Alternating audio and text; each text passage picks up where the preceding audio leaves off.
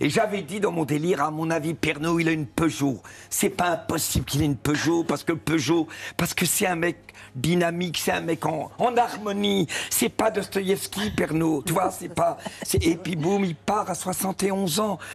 Dans toute l'histoire de la télévision, il y en a eu des animateurs et des présentateurs télé qui font et qui ont fait la grande histoire du PAF. Par contre, il y en a un qui est parti, aujourd'hui il aurait eu 74 ans, il s'agit de Jean-Pierre Pernaut. Alors, dans cette vidéo, on va pouvoir parler de l'homme qui était amoureux du terroir et des régions.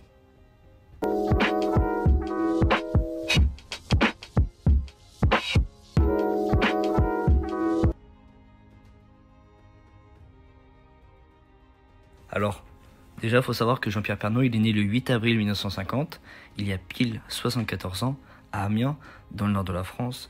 Et dès son plus jeune âge, il est fasciné par le monde de la télévision. Il faut savoir qu'il adore ça dès le début. Et puis après des études en journalisme, il a commencé à faire sa carrière à la radio avant de rejoindre la petite lucarne. Et il faut savoir que à la radio, il s'y plaisait déjà, mais le fait d'être arrivé à la télévision, ça l'a encore plus marqué. Alors, au niveau de la caricature et de l'image publique, il faut savoir que Jean-Pierre Pernaut était bien plus qu'un simple présentateur de JT. En fait, c'était oui, c'est ça, c'était plutôt une icône.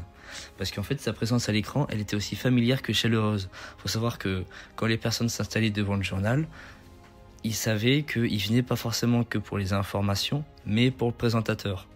Comme s'ils venaient manger avec les Français à table. Sa caricature a pu être bien marquée pour son côté du terroir, des régions, d'être bien dans les campagnes. À croire que du coup, il vivait un petit peu au Moyen-Âge. Alors c'est vrai qu'il avait un franc-parler et puis il y a un amour pour la France rurale et il a vraiment pu conquérir le cœur de millions de téléspectateurs et pendant pas mal d'années à la télé. Entre le 22 février 1988 et le 18 décembre 2020, 33 ans se sont passés avec Jean-Pierre Pernaut à la tête du JT de 13h sur TF1. C'est vrai que vu comme ça en fait des années, mais pour lui, ça a été vraiment une passion plus que folle. Alors, bien sûr, je ne suis pas de sa famille, je ne fais pas de la pub pour TF1, je ne suis pas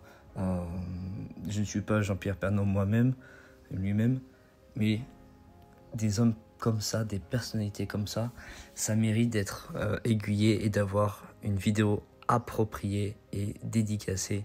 Il faut savoir que dans ses 33 ans de JT, il a fait beaucoup de reportages sur sa vie quotidienne, sur la vie quotidienne des Français surtout, sur les traditions régionales, les événements locaux, et du coup ça fait vraiment de lui une vraie et une véritable institution.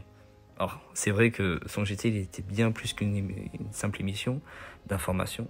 C'était un lieu précieux entre la France urbaine et rurale. On arrivait à condenser les deux dans un JT. Cela n'a pas empêché que pendant le confinement en 2020, il a commencé à prendre position pour les commerçants locaux et en mettant en lumière les difficultés rencontrées par les petites entreprises.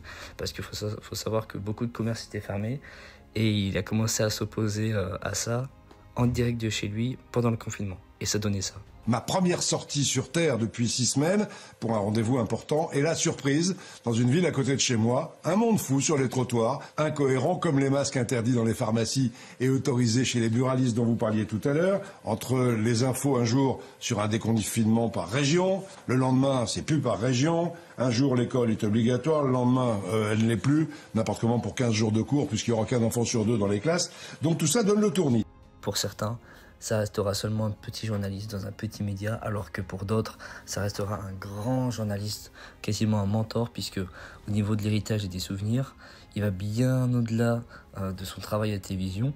En fait, il a inspiré des générations de journalistes et il a laissé vraiment une empreinte indélébile dans le cœur de millions de Français. Et c'est pas juste 1 ou 2 millions de Français, c'est quasiment toute la France, même les plus jeunes arrivent à se souvenir de Jean-Pierre Pernaut, parce que c'était quelqu'un de marquant.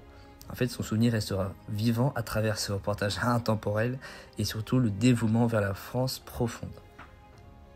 Malheureusement, il faut bien que la faucheuse récupère la personne un jour ou l'autre. Et c'est en ce 2 mars 2022 que le monde a perdu une vraie légende de la télévision, puisqu'il nous a quittés à 71 ans. Il nous a laissé derrière lui un vide immense. Et c'est vrai que les hommages ont été vraiment afflués de toutes parts. Et ça témoigne encore une fois de l'impact profond qu'il a eu sur la société française.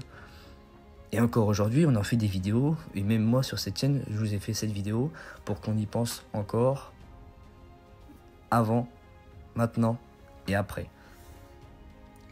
Et voilà, l'épisode touche déjà à sa fin. J'espère que ça vous a plu. On se retrouve très vite pour un épisode sur les Restos du Cœur. Vous allez voir 35 ans de lutte. Ça date pas d'hier. En attendant, c'était Nico. Passez une bonne matinée pour le lève-tôt, une bonne soirée pour les couches tard. Ciao. Temps pour moi de dire au revoir aux téléspectateurs. J'ai écrit un petit texte quand même. Je m'y prépare depuis des mois et pourtant j'ai du mal à garder la tête froide. Ça a été une extraordinaire aventure d'impulser le travail de tant d'équipes pendant toutes ces années, pour vous écouter, faire entendre tous ceux qu'on n'entend pas ailleurs. Ça a été une révolution il y a 33 ans, ça a été ma ligne de conduite depuis 33 ans et j'en suis très fier. Faire entendre et montrer toutes les richesses de nos régions, jusque dans les plus petits villages. On a traversé ensemble pas mal de tempêtes aussi. J'ai une pensée pour ma femme qui était là tout à l'heure, pour ma mère qui pendant 30 ans n'a jamais manqué. Et voilà, et je craque. Elle n'a jamais manqué un journal, elle nous regarde sans doute de là-haut. Mais je ne vous abandonne pas pour autant. Vivement la prochaine année. Je vous embrasse du fond du cœur. Merci, je vous aime, je vous oublierai jamais.